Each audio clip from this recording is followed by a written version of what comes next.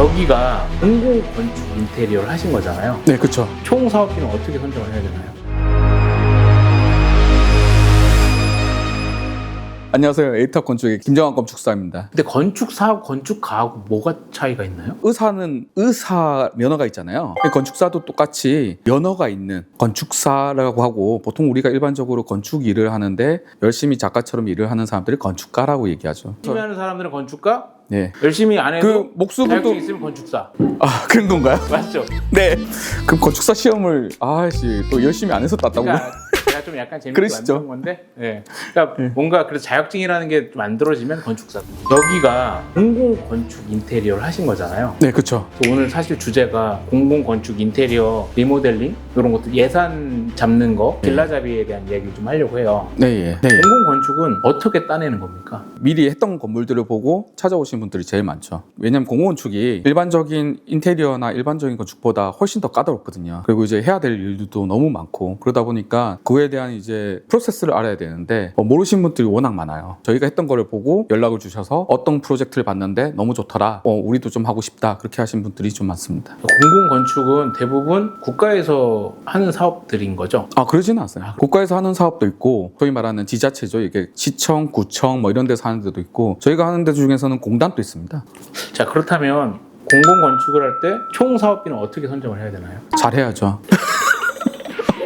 그렇죠. 네. 다른 거보다 이제 사업비를 정하는 게 진짜 중요한데, 우리가 보통 이제 사업비를 얘기하면 대부분 다 이제 설계비, 공사비 이런 얘기만 하시는데, 사실 일반 집을 지을 때도 마찬가지고 공공건축도 마찬가지인데 사업비라는 개념이 좀 필요해요. 왜냐면 건물만 지을 건 아니잖아요. 안에 들어가는 가구나 소품들도 있어야 될 거 아니에요. 그러다 보니까 사업비는 시설비라는 거하고 자산취득비라고 해서 소품이나 의자 뭐 이런 이동식 가구들을 같이 넣는 별도의 예산이 또 필요한 거죠. 시설비하고 자산취득비는 어떻게 구분을 하죠? 시설비는 말 그대로 설계나 공사, 감리, 그리고 이제 여러 가지 조명공사라든지 조경공사 뭐 이런 것들까지도 있긴 합니다. 거기에는 뭐 전기통신, 소방 뭐 이런 것까지 다 포함이 된 거고요. 자산취득비 같은 경우는 지금 보시는 것처럼 이거, 그 다음에 이제 일반적인 이동식 가구, 그 다음에 이제 여기 열람기에 있는 키오스크, 뭐 여기 있는 책들, 이런 것들 다 자산취득비로 해서 사는 겁니다. 혹시 그거를 네. A탑에다가 맡기면 전부 네. 다 알아서 해주는 건가요? 일반적으로는 최근 컨설팅 하는 회사가 있지만, 대부분의 인테리어와 관련된 이런 의자까지도 소품까지도 저희가 같이 그 발주처하고 협의해서 진행을 합니다. 저희가 이제 추천을 다 하죠. 어디서 어떻게 살아까지, 간판까지도 다.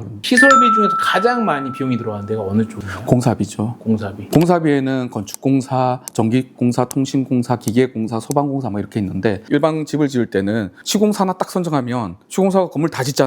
근데 공공기관은 그러지 못해요. 예산이 투명하게 써야 되니까 다 분리 발주를 하거든요. 그러면 건축에서 건축기계만 하고, 그 다음에 전열교환기는 전열교환기대로 오고, 전기는 전기회사가 오고, 통신은 통신회사가 오고, 그 다음 소방은 소방회사가 오고, 여러 개의 회사가 같이 와서 같이 건물을 짓는 거죠. A탑은 네. 투명한 회사가 맞습니까? 아, 예.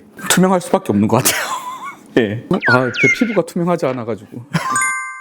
자, 그럼 아까 전에 시설비하고 자산취득비인데, 자산취득비는 가구만 해당되는 겁니까? 아닙니다. 자산취득비에는 일반적으로 대표적으로 제일 궁금해하시고 제일 모르는 부분들이, 도서관이나 뭐 여러 가지 공공기관들을 지었으면 그 컨셉에 맞춰서 가구가 들어가야 되잖아요. 이동식 가구들이. 그런데 공공기관의 나라장터라고 하는 데서 구매하는 것들은 너무 사무적이고 티피컬한 가구들밖에 없어요. 그러다 보니까 어디에서 물건들을 이쁜 것들을 사와서 이 도서관이나 여러 가지 공공기관에 맞는 것들을 해야 되는데, 저희가 실제로 이제 코디네이트를 하면서 어떤 가구를 어떻게 사십시오라고 얘기를 하는 거고요. 그것뿐만이 아니고 간판도 있고 조경도 있고 뭐 여러 가지가 더 많습니다. 그래서 그 컨셉에 맞춰서 자산취득비가 어떤 게 더 필요한 부분들도 많습니다. 설계비나 자산취득비 이런 거 관련돼서 공공건축할 때 막 디테일하게 많이 물어보긴 하나요? 많이 물어보죠. 사실은 자산취득비보다는 시설비에 대해서 더 많이 물어보죠. 시설비. 공사비. 왜냐면 공사비가 비용이 제일 크니까. 보통 이제 저희 같은 경우는 아예 총 사업비를 가지고 브레이크다운을 해서 말씀을 드려요. 전체적인 금액은 얼마 정도 쓴다. 예를 들어서 공사비로 할 거면 최소 제곱미터당 한 120만 원에서 150만 원은 있어야 되고, 그럴 경우에는 전체를 리모델링 할 수가 있는 게 아니고 부분만 할 수 있는 거고, 때로는 그 개념이나 컨셉에 따라서 또 좋은 시설들은 제곱미터당 300만 원 넘어갑니다. 저는 정말 잘 몰라서 네. 여쭤보는 건데, 설계비라고 써 있는 게 있고 시설비라고 써 있는 게 있어요. 그렇죠. 두 개 다른 건가요? 시설비 내에 설계비하고 공사비가 있어요. 그러니까 설계비는 뭐냐면 이제 저희 같이 이제 건축사들이 설계를 해야 되잖아요. 국가에서는 아무나 설계할 수가 없고 면허가 있어서 법적으로 등록된 사람들만 설계를 할 수 있게 돼 있거든요. 도면 이렇게 생각하면 편한 거죠. 그쵸. 아예 계획부터 어떤 식으로 할 건지 가상으로 이제 3D로 다 만들어서 계속 이제 PT를 하고 그거를 이제 도면화해서 아예 공사비가 얼마 정도 나올 것까지 다 이제 만들어내는 거죠. 우리 김 대리님이 네. 하시고 나면 이렇게 와보면 예. 감회가 새롭고 좀 약간 뿌듯한 느낌이 있나요? 아, 그쵸. 특히 설계했던 거에 오는 거에 대한 뿌듯함보다 왔을 때 이제 이용자들이 어떻게 쓰고 있는지를 보면 그때 감동받는 게 좀 많은 것 같아요. 왜냐면 그 왔을 때 정말 왔는데 홍하잖아요.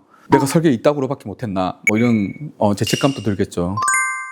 그럼 실무자가 하는 오류에 대한 것들은 어떤 네. 오류가 있을까요? 두서없죠. 그 지금 이제 대부분 실무를 하시는 그 공무원들 있잖아요. 공무원은 담당 부서에서 해요. 근데 이분들이 건축직이 아니에요. 건축직이 아닌데 어떻게 이 프로젝트를 진행을 하는데 예산을 어떻게 짜고 하나하나 어떻게 나가는 게 너무 난처하거든요. 왜냐면 건축 공부 안 해보셨잖아요. 그런 분한테 갑자기 담당이 됐어요. 네. 사업비를 짜래.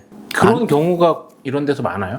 허다하죠. 엊그제까지는 저기서 근무를 하고 있었는데 갑자기 발령이 났어요. 내가 보니까 시설 사업팀이 온 거예요. 그럼 시설 사업을 해야 되는데 내가 건축에 대한 지식을 몰라요. 공사비, 자산취득비 이런 경계도 정확하게 모호하고 사실은 주변에서 위에 이제 팀장님이나 윗분들도 계시겠죠. 그분들도 자기 경험에서 얘기를 하는 거기 때문에 이렇게 디테일하게 하나를 알 수가 없어요. 실제로 저한테 전화를 와서 저희가 사업비가 얼마인데 얼마에 이거 해줄 수 있나요? 뭐 이렇게 물어보시거든요. 예전에는 사업비라고 얘기를 들었는데 거기에는 공사비만 있었던 거예요. 그러니까 자산취득비는 아예 없는 거죠. 배정이 안 돼 있는 상태에서 공사비만 가지고 사업비라고 말씀하시는 분들도 계시고 때로는 이제 공사비가 민간에서 견적을 그냥 받아요. 공공기관 건축물들은 앞에 원가 계산서라는 게 붙어서 일반 그 건축을 짓는 것보다 예산이 더 많이 나가거든요. 내야 되는 세금이 확실히 더 많기 때문에 그리고 안전이라든지 이런 것들을 더 해야 되기 때문에 더 예산이 많이 들어가는데도 불구하고 거기서 이제 최저가로 주변 분들한테 그냥 업자들한테 받았던 걸 가지고 그냥 예산을 편성해버리는 거죠. 그러면 어떻게 돼버리냐면 거기에는 설계비도 없고 감리비도 없고 자산취득비도 없는 거예요. 그러면 이제 공사를 하기가 난처해지는 거죠. 그래서 처음에 오히려 제가 역으로 물어봐요. 이 사업비에는 공사비와 자산취득비가 분배가 되어 있느냐? 그러면 이제 그분들이 예, 되어 있습니다. 그러면 이제 그때부터 이제 말씀을 드리죠. 그분들이 시행착오를 안 겪으려면 네. 그분들은 어차피 겪을 수밖에 없는 상황이고 그렇죠. 겪다가도 갑자기 다른 일로 또 배정이 받을 수 있는 거잖아요. 그렇죠. 제일 편한 건 A탑에 전화하는 게 제일 편하겠네요. 그러면 감사하죠. 잘 사는 쪽에. 네, 그럼 감사합니다. 실제로 일을 하면서 여러 개 이제 지자체라든지 이런 데는 지금과 같이 이렇게 기부 채납 받은 건물도 있고 뭐 다른 건물들도 많은데 일을 하다 보면 힘든 경우들도 계세요. 그래서 이제 그 사이에 또 인사 발령 그 전에 신청해서 옮기는 경우들도 있거든요. 그래서 새롭게 발령 받으신 분들이 인수인계를 못한 상태에서 저희 오면 저희가 더 설명해 드리기도 하죠. 시행착오나 이런 오류를 겪는 공무원분들한테 한마디 해주세요. 힘내십시오. 공공건축 쉽지는 않지만 사실 공공건축보다 더 힘든 게 공공건축 인테리어거든요. 공공건축은 건물을 짓는 거지만 인테리어는 요즘에 사람들의 삶의 질이 계속 올라가다 보니까 퀄리티를 갈수록 높아가고 있어요. 저도 마찬가지로 계속 공부를 하고 있고 자재들은 계속 나오는데 그런데 믿을 수 있는 업체들하고 믿을 수 있는 건축가들하고 같이 일을 하면 좋은 건물들을 지을 거라고 생각합니다. 공공건축 인테리어 예산 관련돼서 어떻게 하면 좋을지 마지막으로 좀 요약을 해주신다면? 첫 번째로는 예산에 대해서 세밀하게 브레이크다운을 해야 돼요. 예를 들어서 아까 얘기했던 사업비라고 하면 그 사업비에서 공사비와 자산취득비를 어떻게 브레이크다운을 할 것인지에 대해서 명확하게 해야 되고요. 거기 내부에 들어간 아까 설계, 감리, 공사, 제작 가구라든지 이동식 가구들의 비용들을 어떤 식으로 브레이크다운을 할 건지를 정확하게 해야 됩니다. 공공기관들은 예산을 쓰는 일정들이 있어요. 신청을 해서 배분을 받아야 되고 의회 상정을 해서 통과를 받고 그 다음에 그 예산대로 이제 집행을 하는 거거든요. 그 과정에 시간이 걸리기 때문에 미리 생각을 하고 미리 스터디를 해야 되는 거고 마찬가지로 설계도 요즘에는 기부 채납금 받는 건물들이 많아서 다 지어졌는데 천정이나 바닥을 뜯고 다시 해야 되는 경우들도 있어요. 그러면 불필요한 철거비가 나가잖아요. 그래서 그거를 미리 건축가들하고 상담을 하고 얘기를 나누고 난 다음에 설계 일정을 미리 잡아서 진행을 하면 그런 불필요한 철거비도 없어지고 또한 이제 일정도 명확하게 정할 수 있습니다. 두 번째는 일정을 혼자 잡지 말고 건축가하고 같이 얘기해서 설계부터 공사까지의 일정을 어떻게 어레인지해 나갈 건지를 같이 협의하면서 진행하는 게 원만하게 가는 방법입니다. 오늘 유튜브 처음 찍으셨잖아요. 기분이 어떠세요? 멍합니다. 퇴근 시간이 지나서. 예. 알겠습니다. 오늘 촬영 감사하고요. 많은 분들한테 또 더더욱 좋은 이야기를 해주셔서 감사하도록 하겠습니다. 네, 감사합니다. 네. 오늘 반가웠습니다.